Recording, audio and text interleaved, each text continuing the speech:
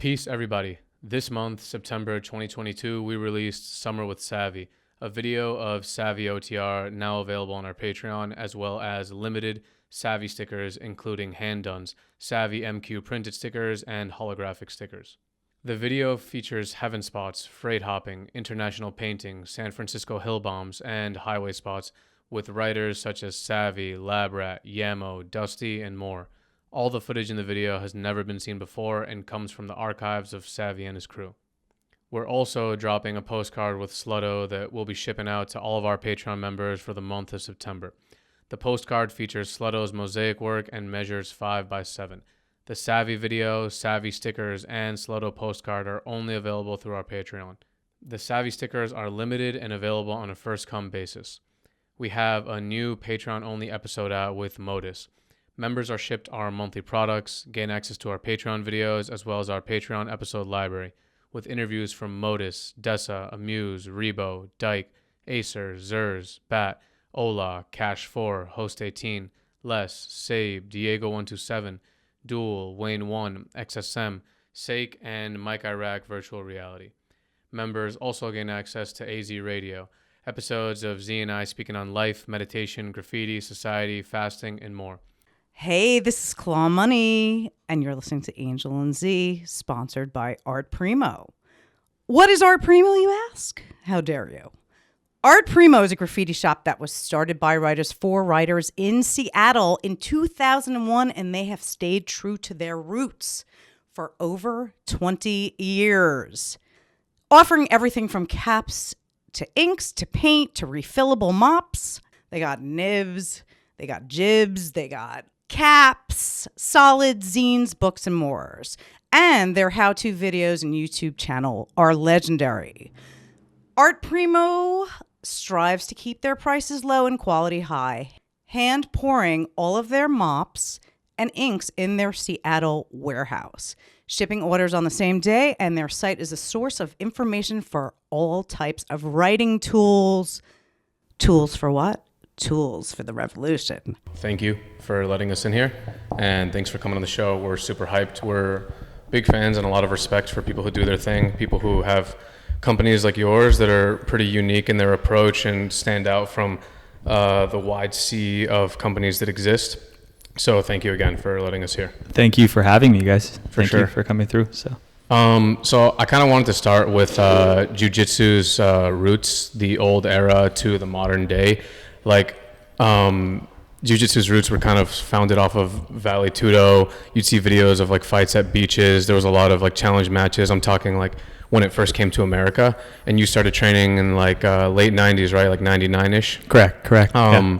So how was the scene when you started training? Was it kind of, did you see any of that stuff? Was it different from the way that it is now, even from like the class setups or anything like that? Yeah, it was, in terms of the US, it was, I got exposed to it probably like 98-ish, 97-ish on Guam, where I was from. And then I moved to the US around 99. So, and then 99, around that time, that era, there wasn't even really I think there might've been like one Gracie Baja at the time. So everything was kind of merged at that time. It was kind of getting out of that like half MMA, half jiu-jitsu gym. So a majority of the gyms were in MMA schools or Taekwondo schools. I'm sorry, not even MMA schools at the time. It was probably like Taekwondo schools. And then with the exception of like the Gracie Academy, Hickson School, the Machado schools, like maybe Joe Moreira schools in the West Coast. And then of course the East Coast had theirs. But that was, there was only a few at that time, but it was kind of like a hybrid in between. It wasn't really, yet maybe the average school at that time was like 30 students, like there was one kid that trained, right? But the average class was like 8 people.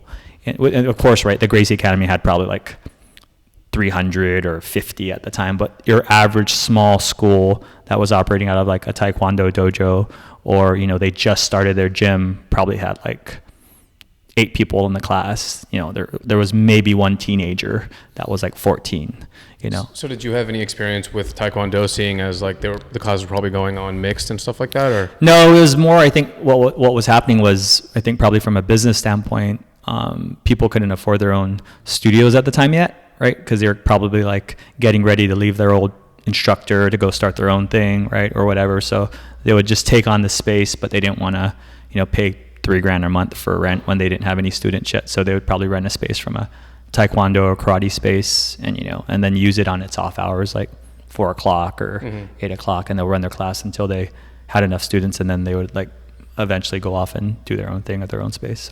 So what was the Gracie Academy like, and why did you end up training there as opposed to other places?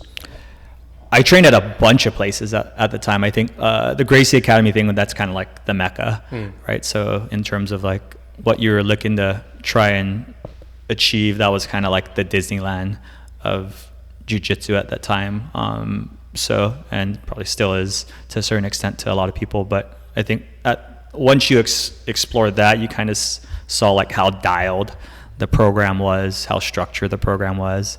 And then of course, floating around to small like independent gyms at the time, or little open mats, because it was super expensive at the time. And I was broke, so I trained there like once a week for a few months, and then after that, I kind of just switched and trained at I think it was like a smaller school than I think it was like in Costa Mesa at the time. So. Where did your interest in jiu-jitsu stem from? Why did you choose that martial art as opposed to others? Especially at that time, it wasn't, the most mainstream or the most popular. In all honesty, I think it was really just, of course, right. You see you watch the UFC. I grew up being a huge boxing fan.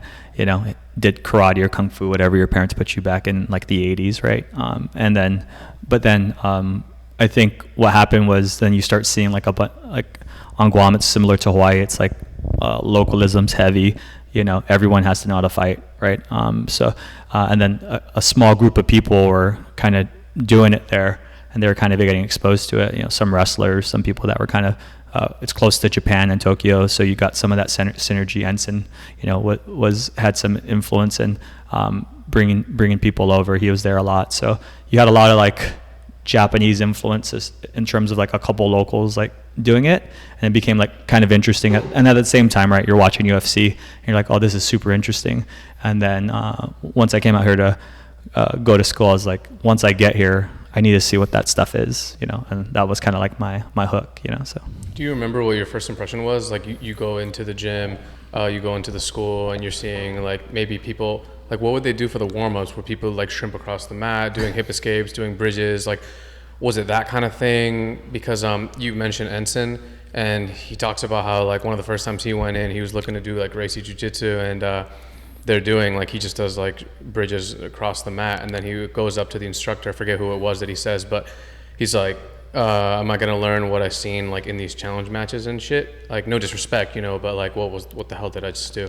And then he was like, okay, yeah, roll with this kid. And the kid tapped him like mad times his first time rolling. So what did you think when you were first exposed to it? And it's kind of like an odd thing where like you might walk in, they might be doing some crazy lapel guard where you're not going to understand maybe the application and why they're learning this. So was there any of that? Yeah, I think jiu-jitsu then compared to jiu-jitsu now, it's a lot of it's still the same. Believe it or not, you would think it's like really different, but a lot, of course, some gyms or some places are probably like more structured than other spots, but like real independent spots are still kind of doing it really similar to how it was back then. It maybe there's like a little bit more like allowance for not being super duper hardcore with a new person, that's probably the biggest difference, like since it came from like such a hardcore culture 30 years ago, 40 years ago in Brazil, right? And then now, fast forward, just within like, in the early 2000s, like it was very similar, right? Like very light warm up, right? If any warm up, right? Like jogging around for like 5 minutes, like not, and then doing like a little exercising. But then other than that, you learn a technique, you drill it 3 times each side, and then you spar for like 30 minutes or however long, right? And you might be the one white belt with like the other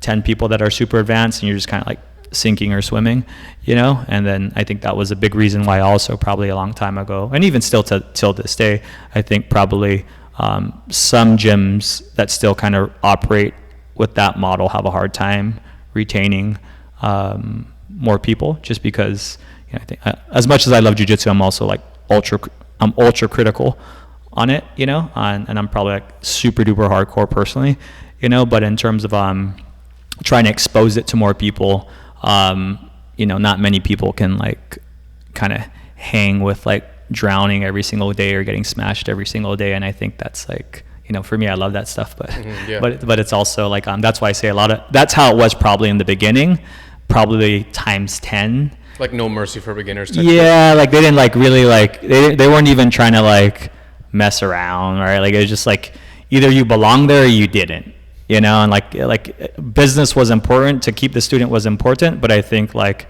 hey, they're either with us or they're not, and if they're with us, they're our students, they deserve to be here, and I think that was kind of like the mindset. That's what I think made it rad, and that's what made it cool, but it also stunted, I think, the growth, in my opinion, Yeah. And now it's a little bit more like, balanced in that sense, right? Some schools are better than others in like guiding it, and then like after like a year, they're like, hey, you know how to do this shit, like now we can do it, right? So that's what I love about jiu-jitsu. It's like there's always those weird things where like even if a guy's been doing it for like 10 years, they're like, what? Well, that guy just went crazy with me, so I had to turn it on. I'm like, no, dude, he's just like trying to survive. Like he doesn't even know where to go. Yeah. I mean, it is pretty crazy. Like when you look at the history and stuff, and it's fascinating and almost sounds like legend, because that is what it is. You hear about like the challenge matches where they're essentially running up in people's schools, like and being like, I'm gonna fight your head guy, like whoever's here. Any weight class, no gloves, no rules, no nothing, and the only rule is like, can I film this so I can essentially make an example out of you to show like as a form of commercial. It really is, and then like when I hear about that time period where it's like all the martial arts are separate, and maybe people don't believe in jiu-jitsu, and they're coming here to, I guess, earn their respect in America.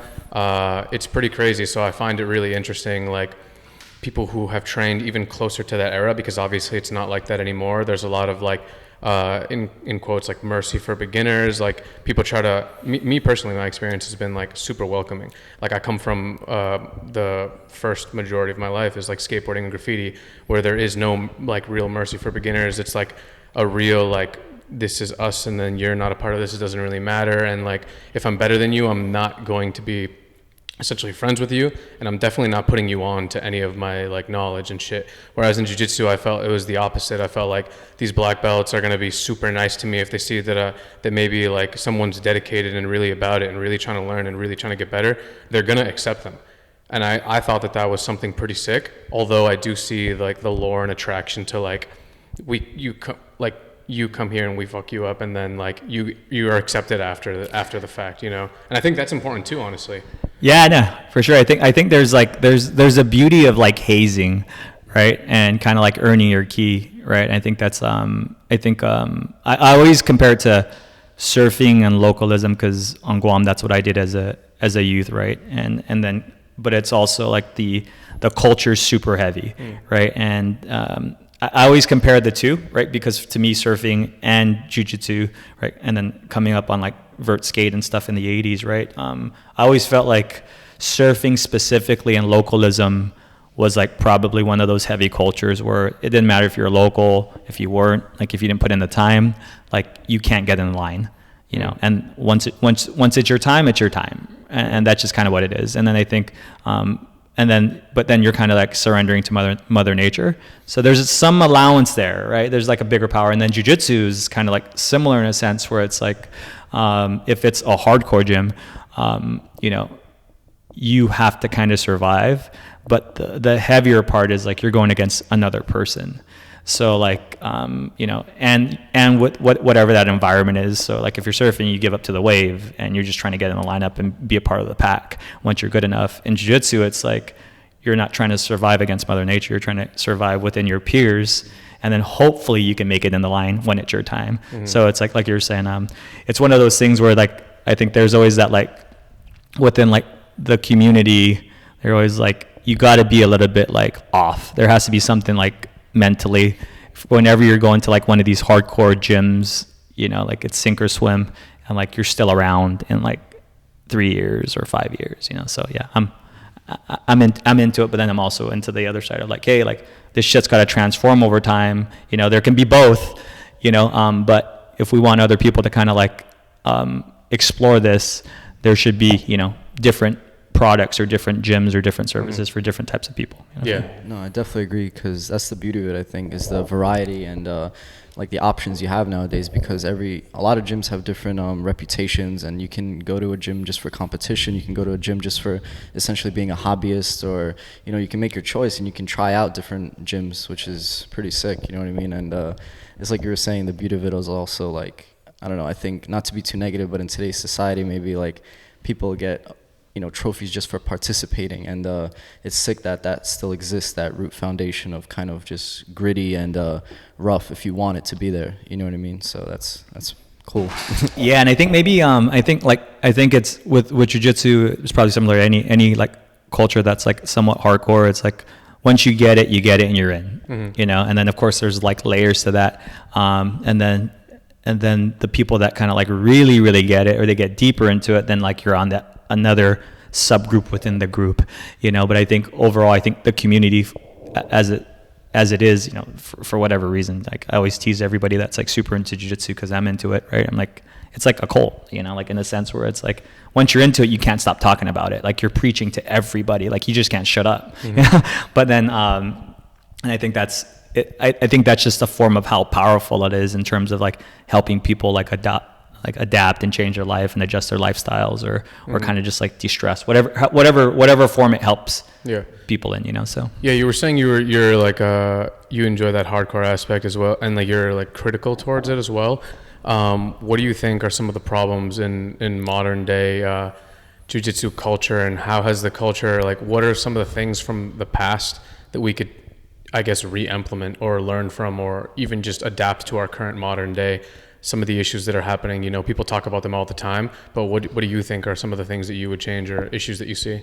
Specifically in jiu-jitsu? Yeah. I think what happens is I think there's I think one, curriculum and just like general stuff, you know. I think culturally I think you can breed the hardcoreness of whatever it is that you're trying to achieve with a tiered down program, in terms of like, hey, being a little bit more friendly, like, and if you want it to be completely hardcore, right? I think that, because I think we're kind of like in that opposite sense right now. Everyone's just trying to make sure they're like welcoming to students, making sure people don't quit like their first week, you know.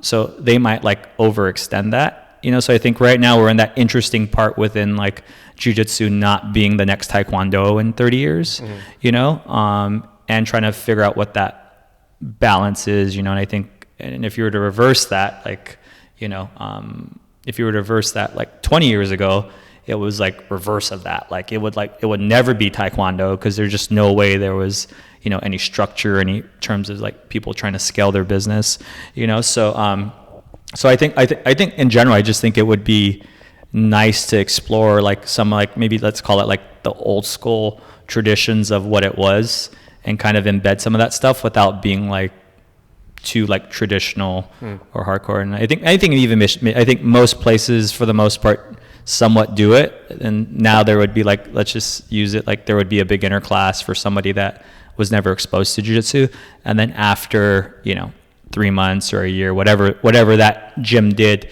they allowed that group of people to start working within the advanced group, and then it got like a little bit more intense, you know. So do you think there's actually a chance that it does become like the next taekwondo watered down, and essentially by the public not taken as seriously?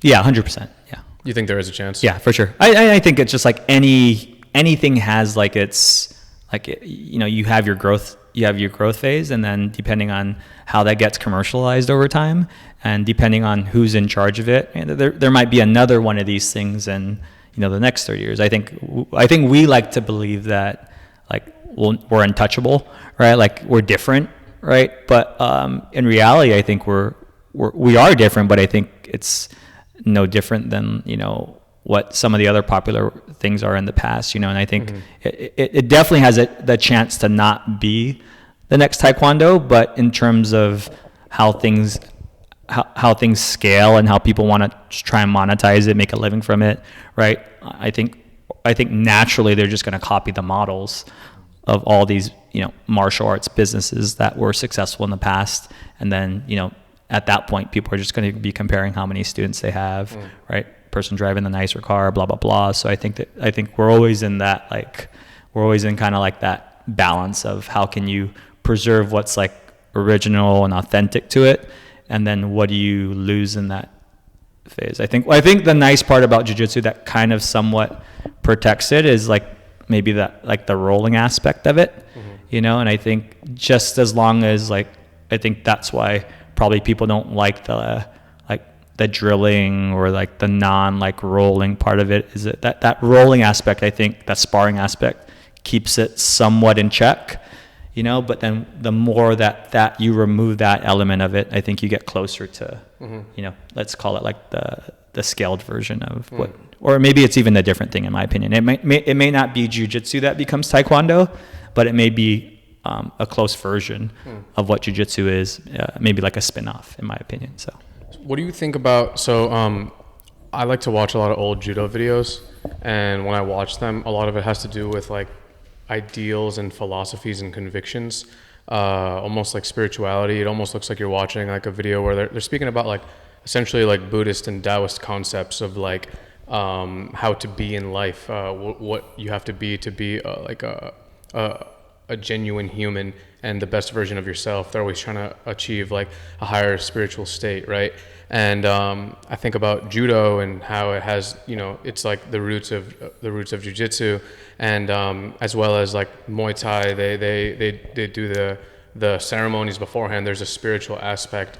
Or me and Jordan walked into a Shotokan karate gym just to see literally, and at the end, we walked in right at the end of class, and at the end of class they were like, everybody lined up. They were straight up silent for like a solid whole 15 seconds, which felt like way longer. And then they started chanting like codes, like they were chanting like seek perfection of character and a bunch of other stuff that actually like a famous karate man said. I just don't remember, but I looked it up after and I found it and I was like, oh shit. Anyways, that's something that, you know, I've been to a bunch of gyms and that's not really a part of it. Even though jiu-jitsu has its roots in judo and things that did have a part of it, even Japanese culture is filled with spirituality and thoughts on transcending life and death and a bunch of stuff like that. So what do you think about that's not really a part of it, and was it ever a part of it when it came from either Japan to Brazil or Brazil to the States? At least from my exposure to it and just kind of like being like a nut, kind of just like looking at some of the old cultural things and, you know, of course, where it stemmed from and where it may go, where it's at. I think for jiu-jitsu is one of those weird things, right? Like it's weird in a sense. It's weird in terms of like martial arts, right? Because martial arts is this ultra conservative traditional thing in general, right? And then here comes Brazilian Jiu-Jitsu, which is like super loose, right? Very close to culturally how a lot of things are in Brazil, specifically in Rio, right? And a little bit of Sao Paulo. So I think Jiu-Jitsu is one of those things that, because it became Brazilian jiu-jitsu and like the lifestyle of what that is somewhat loose, right? Not super structured all the time. And not to say that, you know, the Gracie Academy has been structured in Rio forever, right? They've always had like structure, but like everybody or a majority of people besides that group at that time, you know, like everyone that was kind of going and doing their own thing, like it was just like, oh, well, there's like no real rules, we can just do it however you want it, you know. So I think that looseness allowed it to kind of like change and become like more laid back, right? Like you were saying, you go into like a judo school or traditional like Kodokan like karate school, or like it's like there's a lot of tradition, like, and you also can't break too much from tradition or else it's just not allowed, you know. In Brazilian Jiu-Jitsu you could use like crazy things, right? You could use like, you know, and maybe crazy things now, but and then if we were to reverse it real fast, just to like, and that's maybe how it's a little different, is I think the uniforms is just like the only form of clothing that you can use within gyms, right? So in martial arts schools you have like one or two colors of product, and that's exactly how jiu-jitsu was 20 years ago. Like it wasn't any different. You had a white gi and you had maybe a blue gi. Like a blue gi was like, that was like new, and that was like very rare 20 years ago. Really? You know, And no black? no black yet. Because I thought that the traditional colors were like black, blue, and Unbleached. white. No, Or maybe that was just what's allowed in comp. Correct. In competition, I think originally, right? Originally it was like unbleached, right? Because that's what came from the mill, and then it turned into like white, and those became like the dominant colors, right? It's very traditional to every other martial art as well. And then, you know, the color of blue got introduced, and like culturally, like no one even dared to wear that color in the gym in like 2000. Like, don't even try.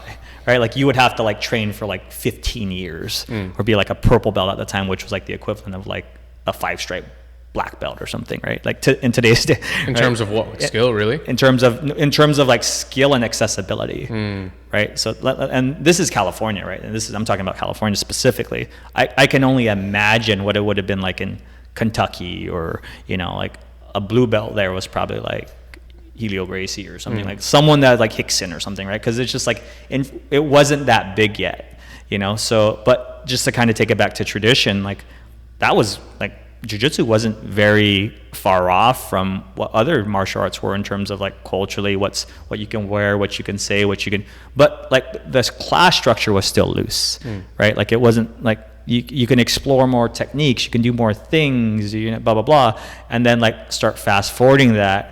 I think since also there's like a little bit of looseness, it created like a little bit of gray area for like, you know, how you can explore the culture. What do you want this culture to be? Is it okay? Is it not okay?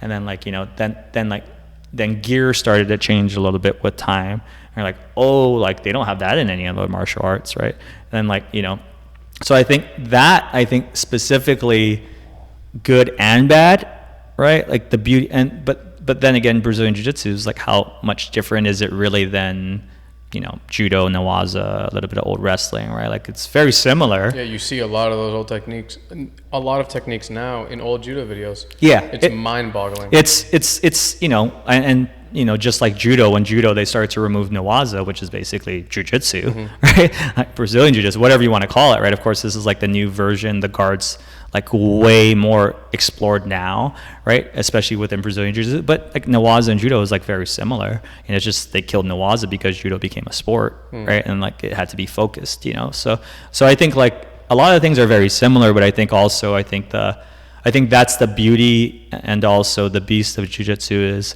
since it's such a loose, you know, since it's so loose and it can be interpreted a bunch of different ways, it can go really crazy really fast. And then also if there's not like the powers that be to kind of like keep it in line, like similar guidelines, it can just go like really wacky really fast, you know? So I get really honestly filled with inspiration when I hear about these old stories. I was listening to some podcast and they were talking about how, I believe it was Faraz Sahabi, talking about how in his era of coming up in BJJ, there was, I think he might have straight up said one, at most there was 2 purple belts in the entire northeast coast of America, or it might have been the entire east coast of America. And he would drive hours with a GSP just to learn like straight up one class under this purple belt, drive back to Canada, and then practice on the grass with people who didn't train, trying to, you know, replicate, and then they would learn from books and stuff. And you talk about how it's, you know, filled with tradition, and as martial arts culture is, you being at the forefront of Shoyoroll and, you know, dictating what occurs, and we can get into this later, but also like you can also shape a culture and shape perceptions, like how you said in this one interview, like when you're designing gis and you're making this stuff and some of it's like not the norm, you know what I mean? Like some of it is, if you were to have done it, like you said, like you wouldn't even dare to wear a blue gi. How do you feel? Do you try to like be careful with what you do, or is it time to, are we in a new age where it's time to expand and evolutionize, like just the same way it's happened with technique, where like there are like 16-year-old blue belts who are like insane because the technique has evolved, because there's more openness to certain techniques. Same thing with maybe just the culture as a whole. What do you think about that? No, I think about it a lot, to be honest. I like that. For me, that's probably like the only motivating factor anymore, right? Like making product is like whatever. Like, of course, you have to make good product, right? And of course, exploring product is like probably the other really important part, right? And I think for me, like I always reference back to cultures and sports and industries that I'm familiar with, right? Because I'm not exposed to much. I don't do many things, and to me, like the biggest influences are, you know, early days in skate, and you know, being exposed to like surf and island culture and like reggae culture and like just like little hardcore cultures that like I'm personally into growing up. And I think for me, I think the biggest thing, if we were to learn anything from some of these industries, some of these things, and let's just use skate as an example, because I think it's probably by far probably one of the most like dialed, coolest cultures in terms of like lifestyles or sports or anything like that, you know. And I think to be able to somewhat do things that the cool thing about skater, the cool thing about any culture is I just think they just do what they do. Like they're not trying to be anything, right? That's what makes them like amazing. But like if you could have some just like forward vision 50 or 100 or 200 years and say, hey, what we do is cool. It's cool already. Like you don't have to do anything else, just do it. But then if you could just have some insight and just be like, well, what if we explored here? What if we explored there? What if we explore there? Like most of the things probably are going to like be, you know, you're probably going to miss the mark, and yeah, or you might be like too far ahead, too far behind, whatever, right? And like your consumers, your culture may not even get it. But for me, I think it's like super important and interesting for the culture specifically to be somewhat, if other people within other spaces were looking in, they would think they would find like interesting elements of maybe something they can relate to. And I think for me that's ultra important, because, and also important for the culture because maybe other spaces are not doing it, that are maybe bigger than the space that we're in, or smaller, right? And I think for me it's I don't know. So whenever we're trying to do something to push, you know, the needle every now and then, and we know probably it's a little much for maybe our consumers or the culture that we live in.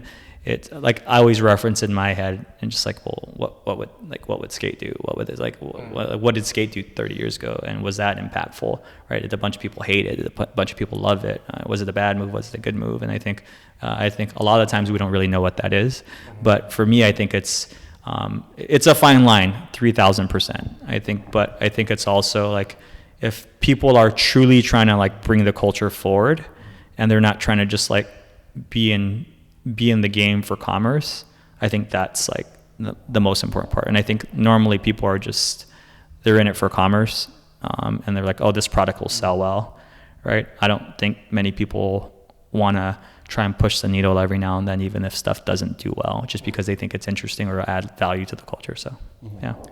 Yeah, I think it's essentially a huge responsibility, and even with Shoyoroll, it holds a lot of weight in kind of shaping and like creating a path in which, like you guys were talking about earlier, what jiu-jitsu will be like in the future. You know what I mean? Like whether it steers towards something like taekwondo or karate, or like you said, it steers towards skate culture or surfing, which is like essentially pretty sick, you know. And I think what you guys are doing with your brand is it's really cool, and especially when you guys even go on your website, you have like articles and like old school like photos and just amazing content that, you know, it's kind of thinking outside the box that a lot of brands or maybe other subcultures are not lacking in, but maybe aren't providing exactly to the people. You know what I mean? And I think that's really inspiring and attractive to like the youth, or like someone wanting to get into jiu-jitsu, or even your brand, you know, which represents jiu-jitsu in a way, you know.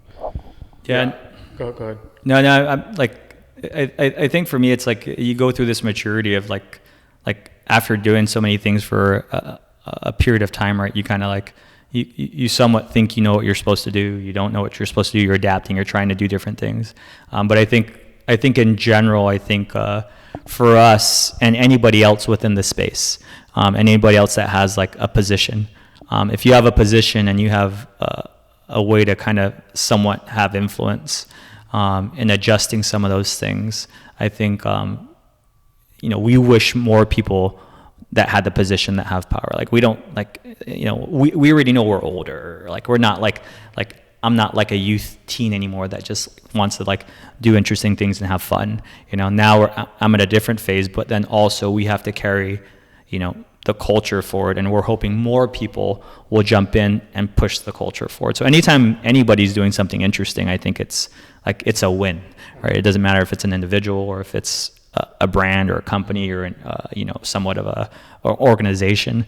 I think that's what's needed, and I think the more minds that we have like that, I think the better. You know, I think just sometimes I think we all get tainted by, you know, doing business or selling things or doing things that sometimes that takes priority over like doing interesting things that are kind of like community based, you know. So the more things that we're kind of doing that are kind of like community based, and I'm not saying like sponsor a jiu-jitsu tournament or give a grappler a gi or something like that. I think the more stuff that we're doing that's community focused, and the closer that we are to the youth, you know, kind of like when we first started, like that for us is like that's kind of like the heartbeat, you know. So no, it's really cool, and I think there is a lot of power within being at the forefront of a brand to, you know, shape perception and also shape an era, literally. Because I think about like skating and brands like Anti-Hero or Baker, like those videos, or even like more old school, like I guess like Powell Peralta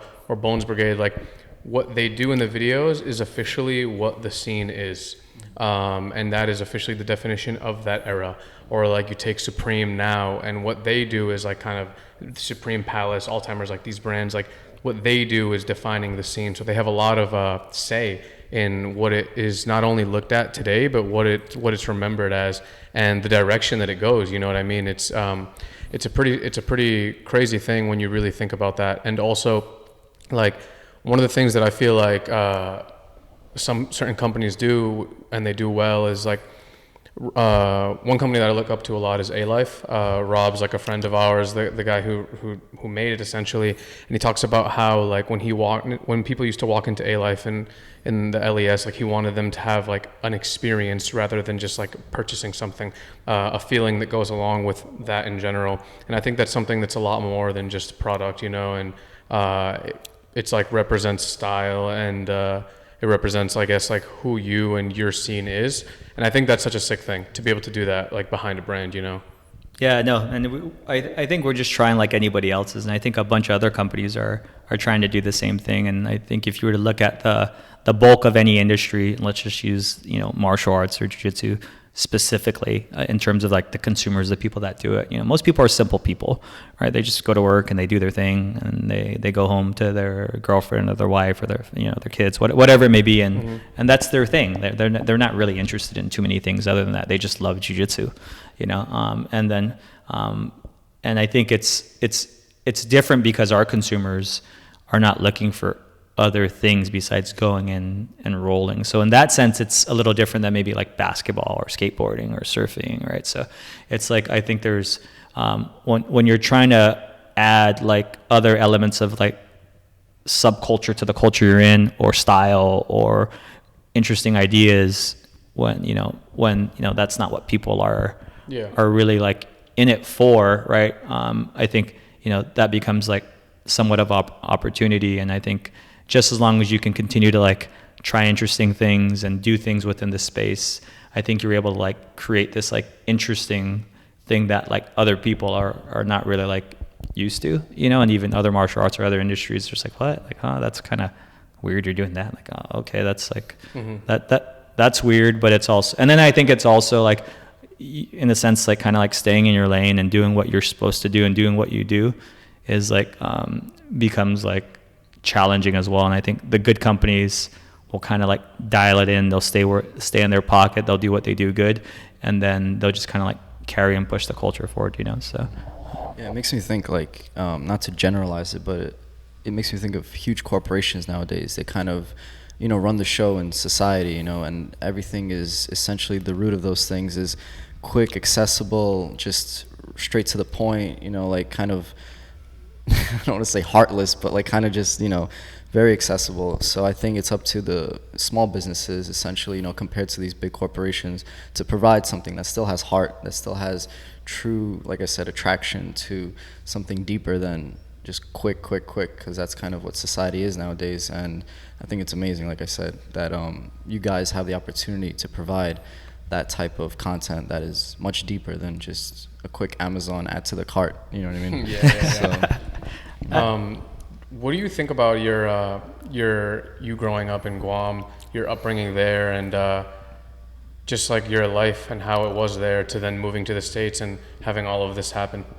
For me, it's interesting because my parents are both from Guam, and I was born in Riverside in like Inland Empire, right? So it's like I was born there, and I was kind of like hanging out in basically like the sticks, right, until I was like 4th grade or something. I moved to Guam when I was like 10 or whatever, however old you are when you're like 4th grade. Guam I moved to Guam, okay. yeah. So I was basically a American California boy, right? Like just like anybody else in that era, like gangster rap, West Coast culture, right? And being like a typical California kid, and then going to Guam, right?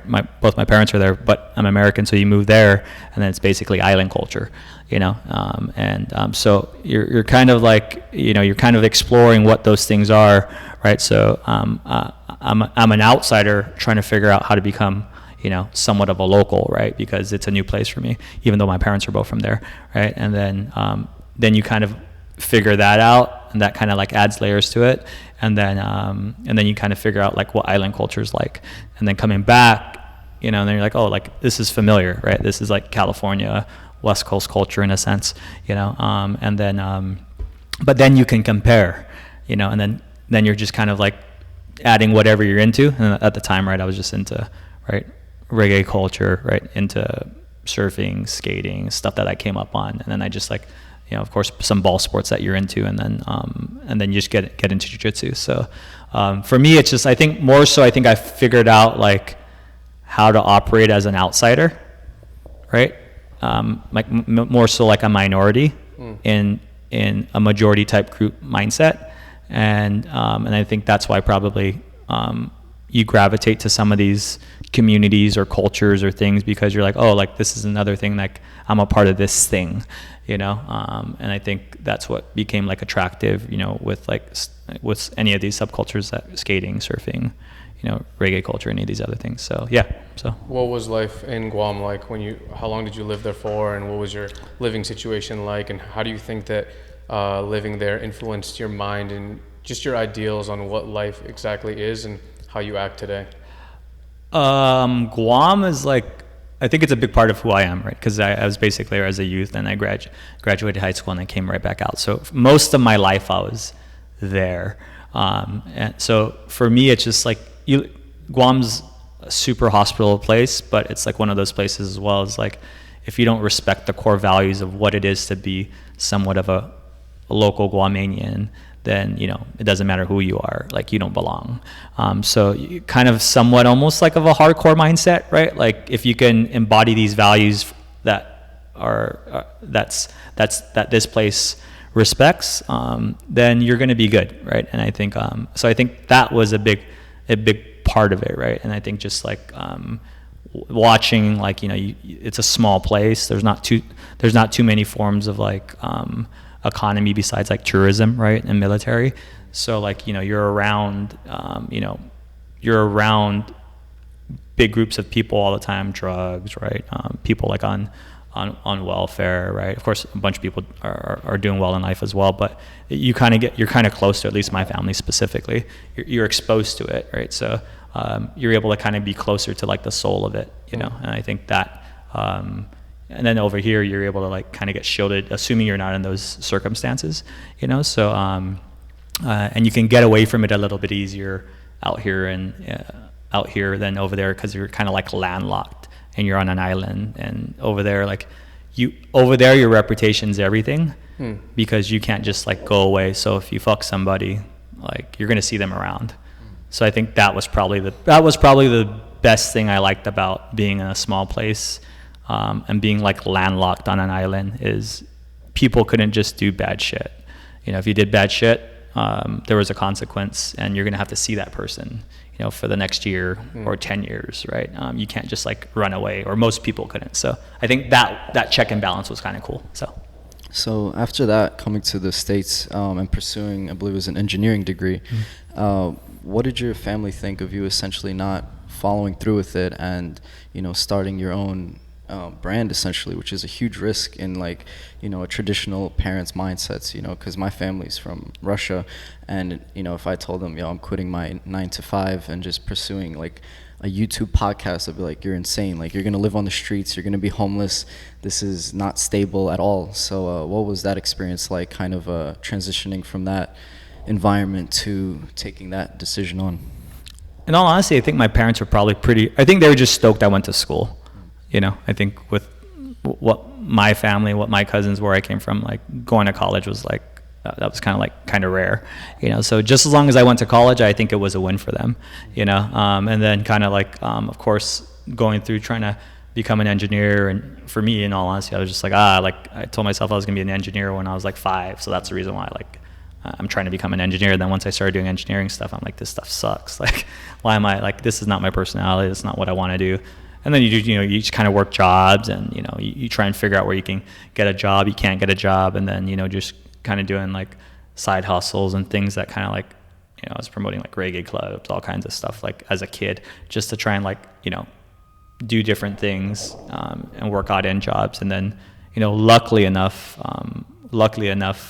you know, the brand started to, like, slowly hit, you know, and then it was like, okay, well, and I think I got like I was like climbing my career path as, like, the company I was, and I was like making really good money, and I was like, oh, I don't know, man, like, I got benefits, I just got a house, you know, I just got a kid, blah blah blah. And it was like, so there was also a little bit of, like, security in terms, because the brand was like a side hustle since like 99 2000, right? And then it just, like, started to, like, slowly pick up in like 06 08 ish, you know. And then I was working, and I was like, okay, well, I got like 3 months of rent, you know, so, like, I'll be good, right? So as much as it was a risk, it was also like, well, if I'm not responding back to emails, like, in 3 days, like, this thing's gonna fall apart, so I gotta, like, quit soon, you know. So it was one of those, like, balance moments where it's like, hey, jump in, or, like, this thing's gonna start to fall apart, and so it worked out. So I think my parents were, you know, at the same time, they were kind of like, oh, you're going to do your own thing. That's kind of weird. You have a good job, you know, but they were cool. They were with whatever. So What was the initial idea? I know you started it in a garage. Initially, you're just making T-shirts. So what was the initial idea behind it that fueled everything? It's probably just skate stuff, right? Just skate and surf stuff, right? Just, like, trying to be like a creative kid. Like, oh, I want to put, like, my graphic on, like, a T-shirt, right? Like, and I think at the time, like you like, if you wanted to do that, you had to, like, go buy some, like, inkjet printer stuff and print it, and that was, like, your iron-on at the time, right? And, like, at least I didn't have enough money to go get, like, 20 shirts printed or whatever at, like, the local screen house or whatever.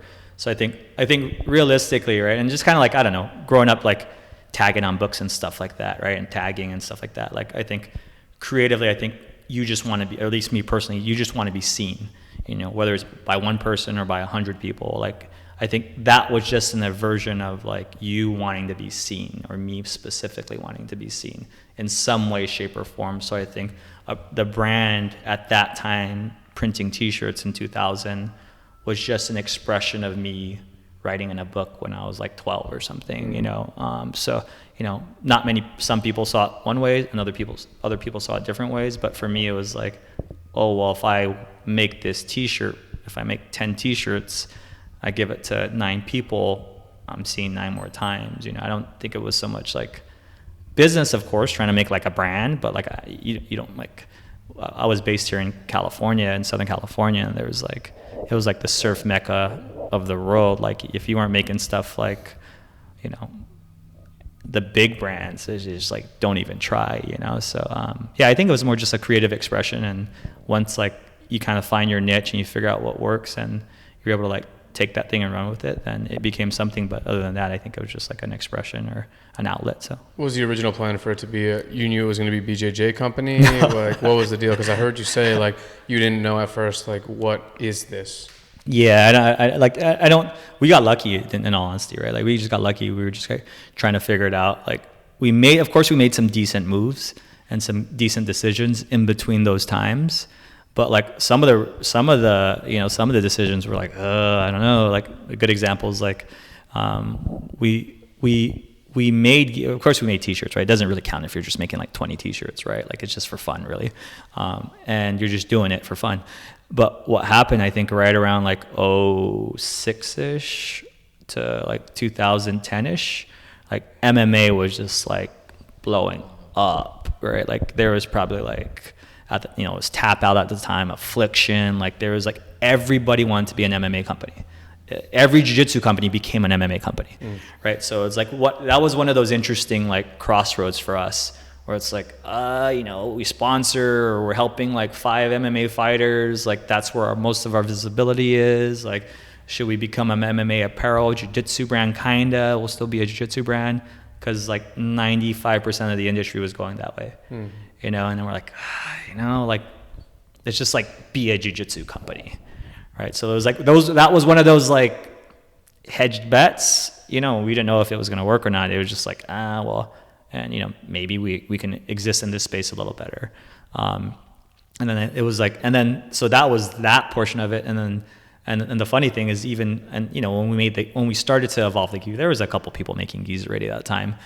So it wasn't like we were the first, right? I think I basically just tried to cherry pick what I thought was the best from every single company at the time making uniforms, and then we made our own uniform. I'm like, okay, put reggae stripes in the inside, put like a Rasta lion on the outside, put a big chest patch, and and then I have all the best fabrics from all the key companies I liked at the time, right? That was it. It was like, it wasn't a big deal. It was just like, I'll make like, we got lucky and we found like a supplier, and they made like 50 gis for us, or 30 gis, I forgot however many it was. But anyways, and I was like, at that time, before social media, it was just like forums and stuff. So it's like, okay, I knew how it was to be on forums and stuff. So I was like, hey, I'll just put this on the forum and see if anybody likes it, right? And then like, fortunately enough, like 10 people liked it or 20 people liked it. It helped me like pay for the cost of my gis, and then I was like, like cool, and then like slowly but surely, like it was like, little by little got more traction, and and it started to pick up. And at that time, there wasn't anybody in the space doing it.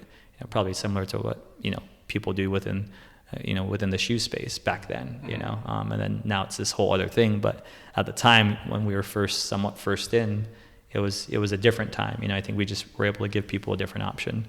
So that's kind of like the run of it. So. What do you think? Because I was hearing you speak, and you were saying how it was like a while of you doing Shoyoroll, up until you could finally quit your job and focus on it fully. What do you think did it? What do you think? What was like the thing that you did, if any, that caused it? Like, oh shit, I can make the jump now. I can actually quit my job now. Because personally, me hearing this, and like, I know you said something around like the eight years of like working on it. One would start to think, yo, it's 8 years, bro. Like, it's not gonna work anymore. This is just some for fun shit officially forever. So what did it that really was like helped you make the plunge? I think you start to see some traction, right? And I think like, like for me, I was at a hard spot because I had a lot going on. Like I had a lot of like, I had my family was just starting, right? And I just got like a house. I had a lot of shit that I had to pay for. It would be different if I didn't, like, if I had like $1,000 like studio and like, and I was just kicking it, and just like I didn't have much like living expense, so I think everyone's tolerance is a little different. But I think for me, I think once we started to kind of get like, more traction on like in the forums and the internet, and we're like, oh, okay, hey, we just sold 20 gis easily. Like we didn't have to like figure out how to go sell 20 gis at the time, right? And it was like, okay, and then the next one's like, oh, we moved like 40 gis, like no problem, and then like, we're like, okay, let's try and do another one, a different style. And then it was like, oh shit, we just moved like 100 gis, like, or like, okay, like, and then, and so it's like, and it was also like like social media. So like you weren't sure how traction was really happening, right? It was more just like buzz on like word of mouth, or what's happening in the forums, right? So I think once we got through like 2 or 3 where we were starting to see like double-digit increases, we're like, okay, like we have to really try and figure this thing out, And I think for us, like a big and that was the basis of the brand as well, is like we wanted to make something for two reasons, and like in small volume, and move through it and be on to the next one. One, because we didn't have enough money to make a lot of them.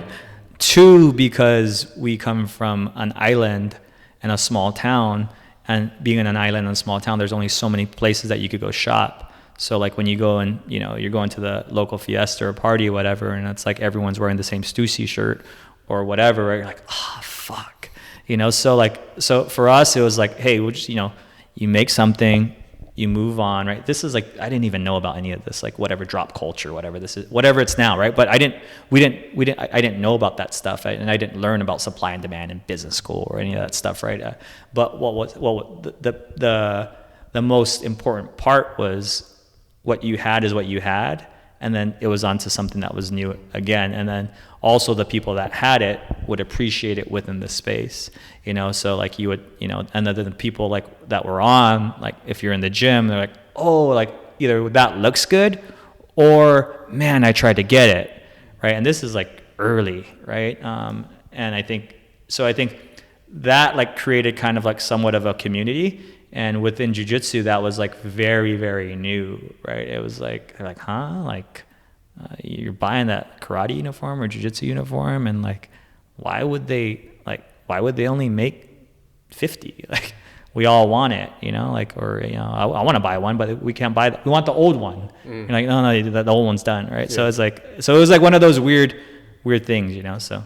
Does it ever trip you out to see that there's like whole resale market for it?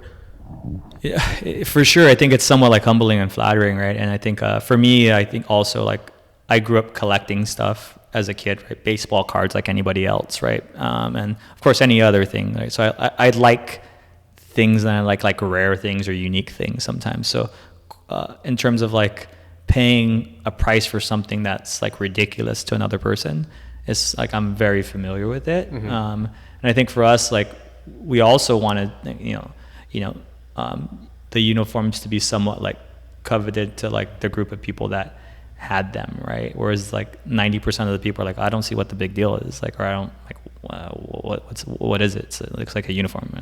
So like for me, it's like it's really cool because I think it's like it adds a layer to the culture in terms of like, because we don't have many things that we can in terms of like expressing ourselves, probably the same way that someone is with like shoes and ball sports.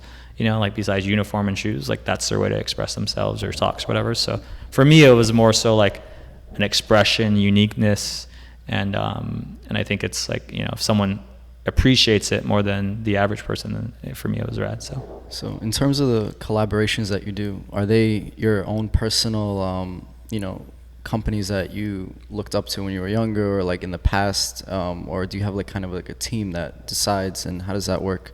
And do you try to just stick true to like, you know, keeping Shoyoroll like a legit, you know, like to the culture kind of a thing when you choose collaborations? No, in collaborations we've been fortunate. We've worked with like a lot of good people that have helped bring different partnerships and things to like the brand. You know, we have Zook in Japan, and he's like legendary in bringing us a bunch of opportunities with brands like W Taps and Neighborhood and different things. And you know, Ollie's worked with us a bunch, and he's legendary in the space that he operates, and he's always bringing us stuff that's like interesting and unique, and he has like a really, really good taste on what's good and what's bad. And you know, there's multiple people that within the brand and the space over time that kind of like brought like potential partners or collaborators on, and we just kind of like look at it and see if it makes sense, you know, and then we just explore it. And some of the stuff, so we try to stay core in terms of like being close to the brand without like veering off. We veer off every now and then. It's not like always like super dialed in terms of like our approach, but for the most part, we just explore it. We see if someone's doing interesting things in their space, and sometimes we do kind of wacky stuff every now and then. But for the most part, like I'm super interested in people that are building amazing things and doing real cool things, or things within their space, you know. So it's kind of open in a sense too. So now with everything that's happened, and you know, you coming from Guam, going to school, being into skating, reggae, all this stuff, and then, you know, Shoyoroll becoming what it's become. Now that essentially it might feel like, or at least from an outsider's perspective, it looks like you've already done a lot with Shoyoroll. What brings you happiness and peace, just mentally or even spiritually? Where do you go from here? What gives you the satisfaction when you're working? And that's a really hard question, right? Because I think anybody that like wants to explore things, I think they're kind of somewhat lost, right? And I wish I wish it would be jiu-jitsu, right? But I think since I do it so much, I think that gives me one layer of it, right? In terms of like stress and stuff, of course, like kids and family, that's like a basis of like, it is kind of like keeping you grounded, right? But in terms of like I think in terms of the brand specifically, and not trying to be spiritually, in terms of like exercise and family and all that stuff, I think it's really just the cultural part of like loving like what jiu-jitsu is in general, and being able to like lend a helping hand and pushing that further and further alongside, right? And I think like I think having a personality that like where the standards are so high, and peers that you look up to, or people that are alongside you, are kind of like almost somewhat of unattainable in the space to make sure you're doing things at that level or higher. So I think it's challenging to somewhat be happy, but I think jiu-jitsu, family, and pushing the culture forward, I think those are probably things that kind of help balance everything in general, in my opinion. You know, so. I want to say thank you for allowing us in here. It's been amazing, and thank you for sharing your ideas. All of us and a lot of people who we know really respect your brand, what you've done, and your work. So thank you for everything you do, and thank you for letting us in here. No, thank you guys. Thank you for having me. You guys are the best. Thank you. Thank you so much, man. Thank you guys. Peace.